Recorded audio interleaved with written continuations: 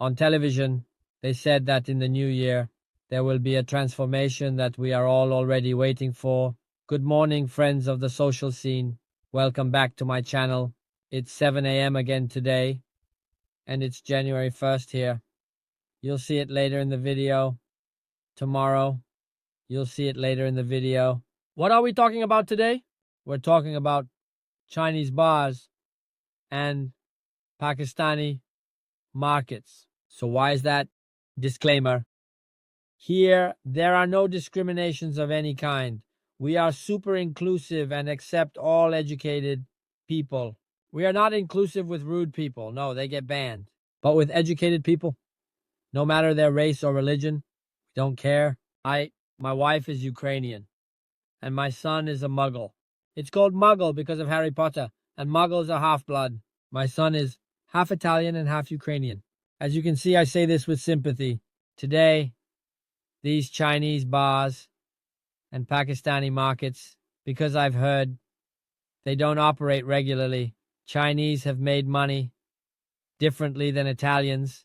They had irregular employees, used non-Italian loans, and sourced supplies from their own. Let's say that the Chinese have gradually made a lot of money by working, but not under the same conditions as Italians. I mean, I'm not a financial expert, so I'm not sure, but if I'm wrong, correct me. They say that they had employees who weren't regular, that they had names that weren't theirs, that they paid with loans from non-Italian banks, and that all their supplies weren't Italian. They got everything from their own sources, and there was someone managing it while they just worked there. I'm asking you, because when someone goes to an Italian restaurant or a Chinese restaurant, I should have the same competition. I mean, if I open a restaurant and a Chinese one opens up across the street, the competition should be the same. Competition should be fair. A Chinese restaurant shouldn't pay employees half, avoid taxes, or use low-quality ingredients, while I follow all rules. That is, if I open a restaurant and a Chinese restaurant opens across the street, the competition must be the same. It's not like he pays his employees what I pay by tricks, avoids taxes, skips quality materials, and I must follow many rules and do everything properly while they do as they please. There are rules in Italy where businesses, often by Pakistanis, open under one name, operate for a few years, close, then reopen under another, and the market continues. But it shouldn't be like that. It really shouldn't, because they say there are rules in Italy where someone opens a business, and this is especially done by Pakistanis. They open under one name, stay for a couple of years, get shut down, and then reopen under another name, and the market keeps going. And it doesn't work like that, though. Really shouldn't work like that. Because I, being a curious bastard who doesn't keep things to myself like any ignorant person, watch Operazione Nas on Prime and see that there are some rules that obviously no one respects because they are ridiculous rules made just to make money. Let's be clear.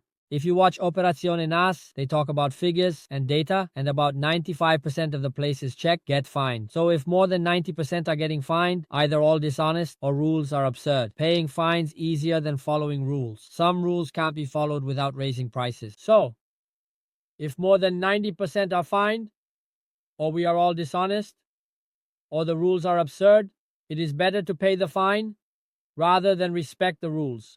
There are some rules that someone who works can't do all that stuff. He should set very high prices. It would already take just one employee to check all the paperwork, all the deadlines to make changes, and just having someone to clean every morning and every evening, to clean the storage room, move the pallets, and put the pallets back. I mean, there are things that aren't feasible in most businesses. So they prefer to pay the fine rather than hire someone to do that job because they just can't manage it. So starting from this premise, where the rules are already ridiculous, I think those who work in the restaurant industry in Italy today should receive an award of honor. I don't know who would give it to them, but I admire and appreciate them, especially those who do it decently, really well. When I walk into any, but not just one, in any market, they're the only ones open in the evening. Then at night, they're the only ones open. If you walk around Milan in the evening, the only ones open are the Pakistanis. Because Italians can't open businesses, only Pakistanis can. There must be a reason, right? It's only them that open. The fact is that I go to these Poco markets, but I only go there sometimes. They never have a bathroom anyway. They have them, but they won't let you use it because it's not up to code, whatever. Anyway, as a taxi driver, having a bathroom is important. Some let me go, but many don't because it's not allowed. There's not a single one that's compliant.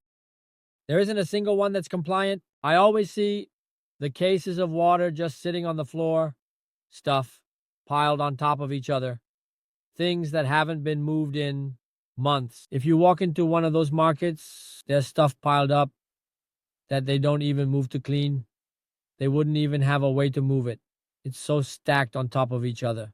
But this isn't just in one store. It's in all of them. In all of them. And anyone who has followed even a little of the NASO operation, anyone who knows a couple or three rules that should comply with HACCP, I hope I'm not an expert. I just watch TV. There isn't a single one that's compliant. Not one.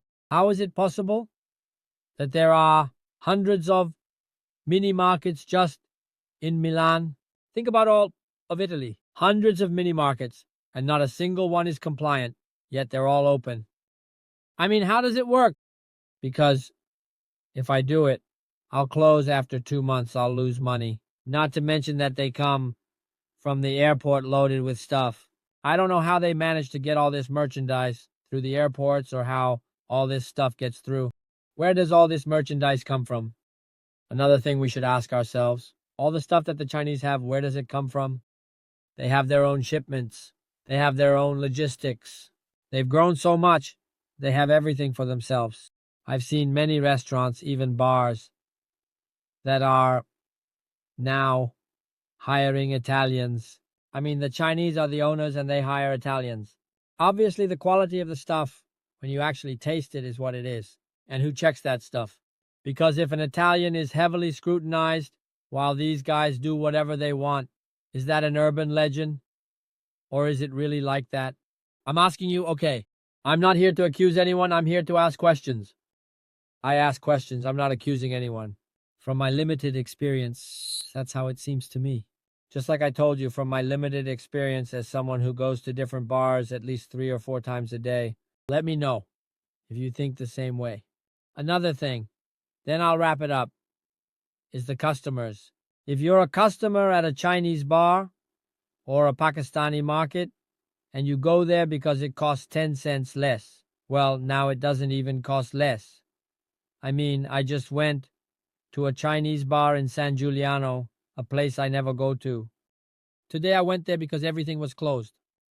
I was there, I had a coffee, it was €1.10, so it doesn't even cost less. I mean, in the end, it costs the same as the Italians. They've set the same prices as the Italians. I didn't go there, so I didn't know. I found out today, right? So they have the same prices as the Italians. At least before, people would go there because it cost less, right? I could still understand why someone would go to a Chinese place. It was because it cost less, even if that was a mistake, but they went there. Now they cost the same. But I wonder, if you go to a Chinese bar or to a Pakistani place, with all due respect to the Chinese and the Pakistanis, there are some good ones too there are some nice places. For heaven's sake. And then your son or daughter can't find a job. You shouldn't complain. Because where does the Chinese bar get the chairs from? From the Chinese. Where does he buy the food? From the Chinese. Where does he get the cutlery from? From the Chinese. Where does he get the coffee from? From the Chinese. Where does he get the water from? From the Chinese.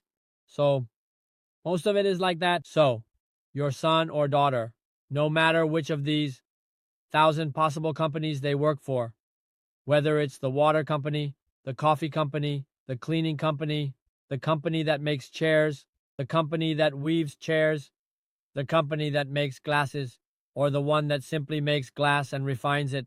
If it refines glass, I don't know, and then can't find a job. It's your fault for being a customer of these places. Don't complain. because it's your fault. Think about it when you go there and when you go to the Italian bar that charges you €1.30 for a coffee, but it's a quality coffee with a little chocolate, etc., even €1.50. Don't complain, because if you want quality, you have to pay. The problem is the taxes, not the barista who wants to give you quality or the restaurant owner who wants to give you quality. Clear? No, but he didn't give me the receipt. That's another story. We'll talk about it another time. Not giving a receipt is another matter. We'll talk about it another time. Is that okay? Happy New Year to everyone. What a year, Mom. Happy New Year, guys. A kiss, a hug.